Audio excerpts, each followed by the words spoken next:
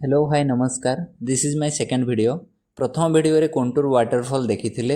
एही वीडियो रे मु आपण मानको देखैबी कैलाश ऐतिहासिक स्थान।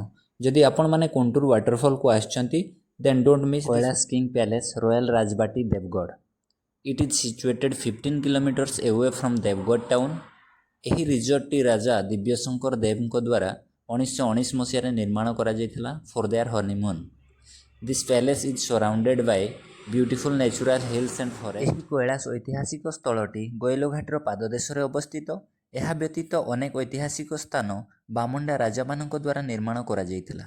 ବର୍ତ୍ତମାନ ଏସବୁର ରକ୍ଷଣାବେକ୍ଷଣ ହୋଇପାରୁନଥିବାରୁ ତାହା ପ୍ରାୟ ଭଗ୍ନ ଅବସ୍ଥାକୁ ଆସିଗଲାଣି। ତେଣୁ ମୁଁ ଜିଲ୍ଲା ପ୍ରଶାସନ ତଥା ଐତିହାସିକ ସ୍ଥଳ କର୍ତ୍ତୃପକ୍ଷଙ୍କୁ ଅନୁରୋଧ କରିବି ଐତିହାସିକ ସ୍ଥଳର ରକ୍ଷଣାବେକ୍ଷଣ ତଥା ପୁନରୁଦ୍ଧାର ନିମନ୍ତେ ଦୃଷ୍ଟି ଆକର୍ଷଣ କଲେ ପର୍ଯ୍ୟଟକମାନେ ସେହି ଅଦ୍ଭୁତପୂର୍ଣ୍ଣ ଚମତ୍କାରିତା କାରିଗରୀର ନିଦର୍ଶନକୁ ଉପଭୋଗ କରିପାରିବେ।